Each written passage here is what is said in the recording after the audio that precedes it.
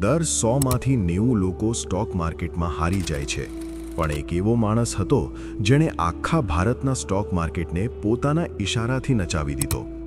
આ છે કહાની એક સામાન્ય માણસની જે બન્યો બિગ બુલ અને પછી દેશના સૌથી મોટા સ્કેમનો હીરો. આ કહાની શરૂ થાય છે 1980ના દાયકામાં. એક મિડલ ક્લાસ પરિવાર, એક સપનું અને એક માણસ.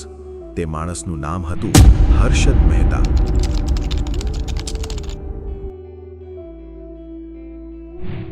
હર્ષદ મહેતાનો જન્મ એક સામાન્ય ગુજરાતી પરિવારમાં થયો હતો. તેના પિતા નાની નોકરી કરતા અને હર્ષદના મનમાં એક જ વિચાર હતો, મારે મોટું બનવું છે.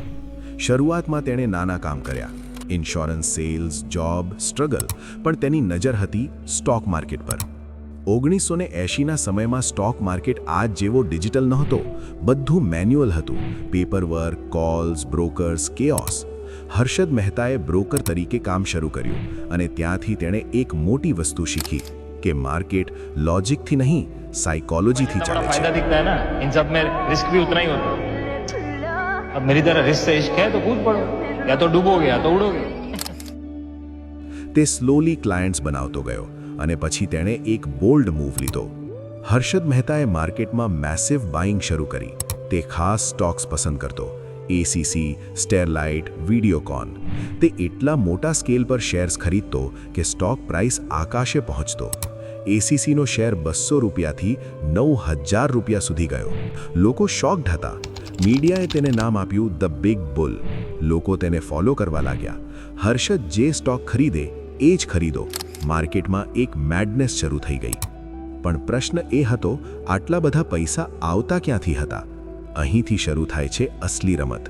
હર્ષદ મહેતાએ બેંક્સનો લૂપ હોલ શોધ્યો. તે રેડી ફોરવર્ડ ડીલ્સનો ઉપયોગ કરતો હતો, short term loan system between banks. પણ તેણે સિસ્ટમને હેક કરી દીધો. ફેક બેંક રિસીટ્સનો ઉપયોગ કરીને બેંક્સ પાસેથી કરોડો રૂપિયા ઉઠાવ્યા અને એ પૈસા સ્ટોક માર્કેટમાં નાખી દીધા. સિમ્પલ ભાષામાં, બેંકના પૈસાથી શેર્સ ખરીદ્યા અને પ્રાઇસ આર્ટિફિશિયલી વધારી. હર્ષદ મહેતા હવે માત્ર ટ્રેડર નહોતો, તે પાવર બની ગયો હતો. મુંબઈમાં sea facing penthouse, luxury cars, ક્રોર્સનો લાઇફસ્ટાઇલ. તે ટીવી ઇન્ટરવ્યૂઝ આપતો, કોન્ફિડન્સ ભરેલો, લોકો માટે હીરો, સિસ્ટમ માટે ડેન્જર. દરેક ગેમનો એન્ડ હોય છે. 1992માં એક જર્નલિસ્ટે આ સ્ટોરી એક્સપોઝ કરી. સુચિત્રા દલાલ. તેને બેંક્સમાં ગડબડ લાગી. ઇન્વેસ્ટિગેશન શરૂ થયું અને પછી આખું સ્કેમ બહાર આવ્યું. 4000 કરોડનો સ્કેમ. માર્કેટ ક્રેશ થઈ ગયું.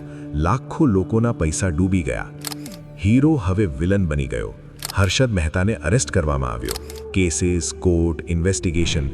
તે કહેતો રહ્યો, મેં સિસ્ટમનો લૂપ હોલ ઉપયોગ કર્યો. મેં ચોરી નથી કરી, પણ સિસ્ટમ એ તેને છોડ્યો નહીં. 2001માં હર્ષદ મહેતાનું મૃત્યુ થઈ ગયું. Death of Harshad Mehta. જેલમાં હાર્ટ એટેકથી. એક માણસ જે ક્યારેક માર્કેટનો કિંગ હતો, તેનો અંત ખૂબ શાંત અને દુઃખદ થયો. આ સ્કેમે ભારતને બદલી નાખ્યું. સેબીને વધુ પાવર મળી, બેન્કિંગ સિસ્ટમ સ્ટ્રિક્ટ બન્યું, સ્ટોક માર્કેટ વધુ ટ્રાન્સપેરન્ટ બન્યું.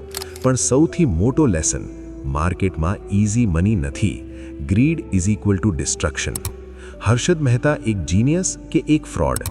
આજ સુધી લોકો ડિવાઇડ છે, પણ એક વાત ચોક્કસ છે, એક માણસે આખા દેશને સ્ટોક માર્કેટ શીખવી દીધું.